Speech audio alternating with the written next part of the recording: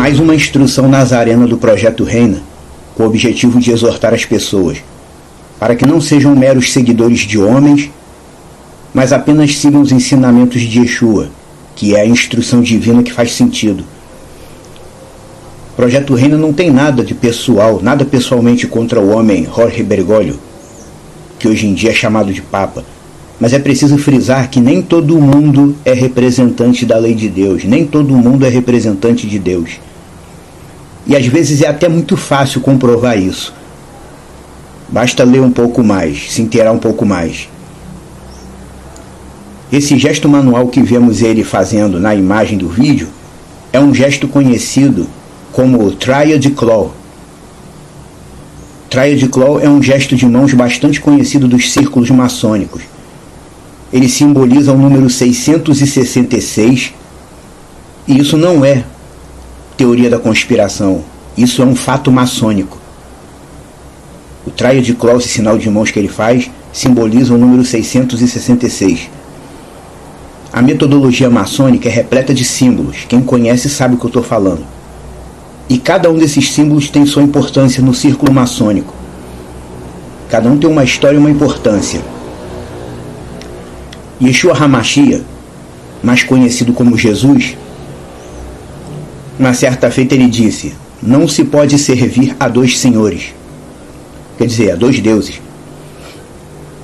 E esse homem que atualmente é o cabeça do catolicismo tem um pé na maçonaria, que é outra religião. Ah, mas a pessoa diz, maçonaria não é religião.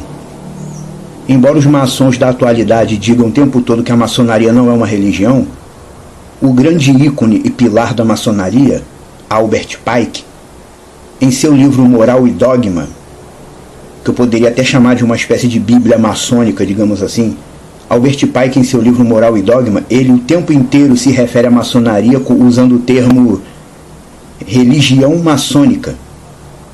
Ele chama a instituição o tempo todo de religião maçônica no livro. E tem partes do livro onde ele diz abertamente: Lúcifer é Deus. Figuradamente falando, o catolicismo tem 3 pernas. Tem um pé na maçonaria, outro pé no sincretismo ecumênico e outro pé na cabala. Historicamente, jesuítas e maçonaria têm muito mais coisas em comum do que se pensa. Você sabe quem foi que fundou o grupo dos jesuítas, chamada Companhia de Jesus? Foi um homem conhecido historicamente como Santo Inácio de Loyola, que, segundo diz, ele era de uma família marrano, ou seja, era judeu, mas ele sempre negou a ascendência judaica. Porém, Benjamin de Israel, um judeu étnico, que foi o primeiro ministro da Grã-Bretanha, escreveu em seu livro intitulado Coningsby que os primeiros jesuítas eram judeus. O termo marrano, ele se refere, é uma palavra espanhola que se refere a um judeu secreto, um judeu falsamente convertido ao cristianismo. Inácio de Loyola exibia uma demonstração externa de devoção católica, mas, segundo consta, ele era um membro de um grupo chamado Alumbrado. Alumbrado tem o mesmo significado da palavra Illuminati. Já ouviu essa palavra, né? Illuminati. Só que Illuminati é em italiano e Alumbrado em espanhol. Mesma coisa, era o grupo dos Iluminados. Tudo isso devidamente ligado e relacionado à Cabala, que é o lado místico do judaísmo. E esses devotos desse grupo chamado Alumbrado, eles manifestavam expressões de grande piedade cristã, eles eram cristãos diante dos olhos dos outros. Mas em suas reuniões privadas, conta-se que ocorriam práticas suspeitas de ocultismo. Como escreveu Albert Pike, o grande ícone da maçonaria, ele diz um trecho assim: a maçonaria é uma busca pela luz, e essa busca nos leva diretamente à Cabala. É só você ir procurar onde que você vai encontrar na internet o livro Moral e Dogma, de Albert Pike, você vai ver isso tudo. E mais, Albert Pike também disse o seguinte: todas as religiões surgiram da Cabala e retornam para ela. Tudo científico e grandioso nos sonhos religiosos dos Illuminati. Todas as associações maçônicas devem a ela, no caso a Cabala, seus segredos e seus símbolos. Albert Pike escreveu isso no livro dele. Albert Pike é o grande ícone da maçonaria. Não existe nenhum maçom que não saiba quem foi Albert Pike. O livro dele, intitulado Moral e Dogma, é uma verdadeira bíblia maçônica, é o referencial da maçonaria. O rabino Isaac Mayer Wise, que chegou a ser chamado de principal rabino da América, escreveu dizendo o seguinte: a maçonaria é um estabelecimento judaico, cuja história, notas, nomeações oficiais, senhas e explicações são judaicas, do começo ao fim. Assim disse o rabino Wise, que chegou a ser conhecido como o principal rabino da América. Vê como é que está tudo interligado. E é justamente nisso tudo aí que entra o Papa jesuíta.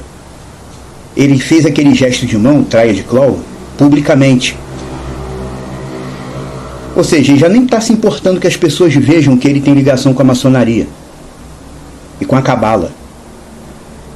Mas agora, qual é o objetivo dessa explanação? Por que o Projeto Reina está falando nisso?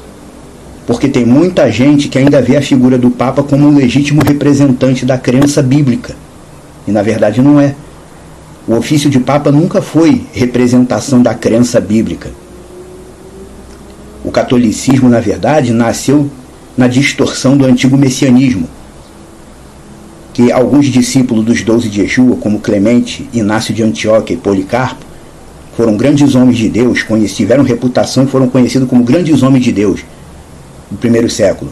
Eles se referiam ao caminho de Deus usando essa expressão messianismo. E daí surgiu a expressão cristianismo, porque Messias e Cristo, do hebraico para o grego, é a mesma coisa. O sistema foi denominado cristianismo e tomou posse da representação bíblica. Tomou posse para si da prerrogativa de representar o ensinamento bíblico. Mas só que, ao tomar posse dessa prerrogativa, eles mudaram tudo. A igreja atual não é como a congregação nazarena do primeiro século, mudaram tudo. Mas o objetivo era esse mesmo, era mudar tudo. Porque a fera, que hoje chamam de besta na tradução inadequada, a fera é o quê? É o sistema de controle totalitário populacional que vem se instalando aos poucos. Muda uma coisa aqui, muda um conceito ali, muda outra coisa ali e vai se espalhando, criando um monte de situação para poder dominar tudo no futuro. Que é o que já vem acontecendo hoje em dia. Dominação instalada, estabelecida. Isso já estava em ação no tempo do Império, só foi se adaptando e se camuflando com o passar dos tempos. A intenção deles era mudar tudo justamente. Por quê?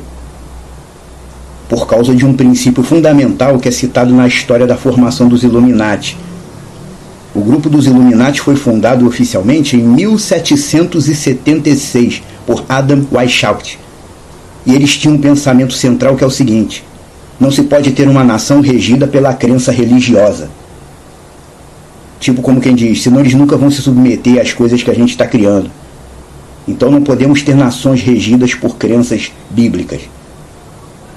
Com base nisso, eles mudaram tudo e reinventaram um jeito de viver, que é o que eles continuam fazendo até o dia de hoje. E o atual Papa faz parte disso tudo.